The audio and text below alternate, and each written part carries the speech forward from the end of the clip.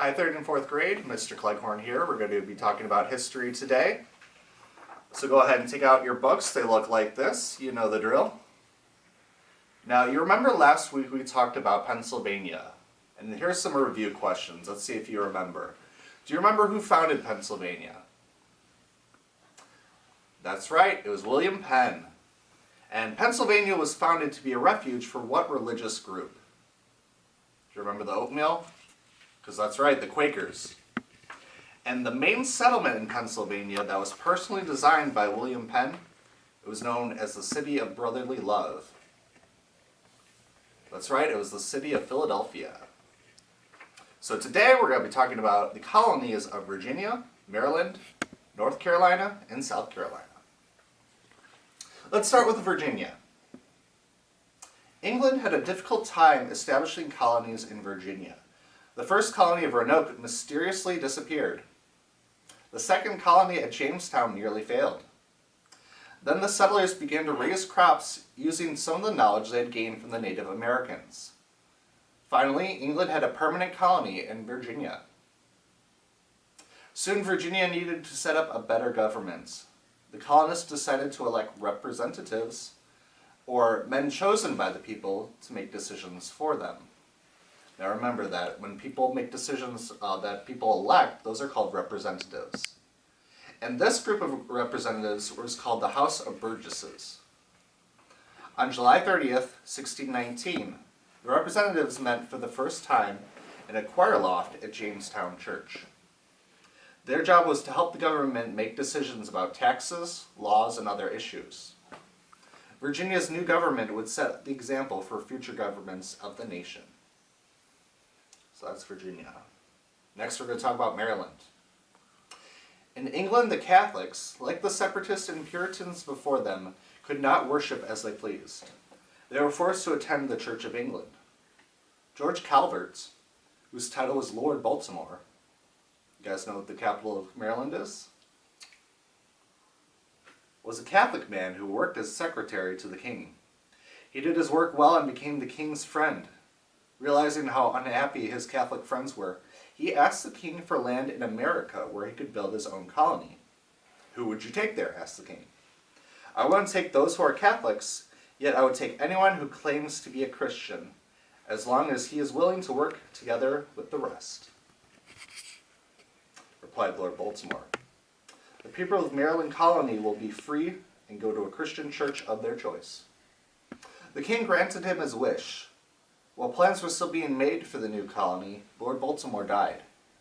His son, Cecil Calvert, became the second Lord Baltimore. He continued his father's plan for Maryland. Because he had much work to do in England, Cecil Calvert would not go to Maryland. Instead, he chose his brother, Leonard Calvert, who was to become the first governor of Maryland.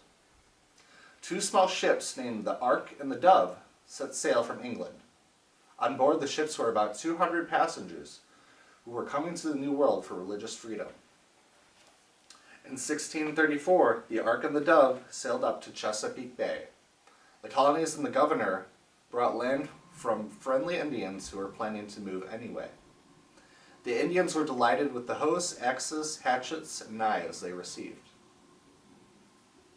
Those tools were far better than the ones who had been planting seed, building, and chopping trees.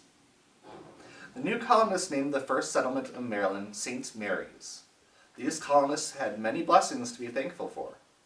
They had arrived in early spring, so they busied themselves with planting gardens. Friendly Indians taught them how to plant corn.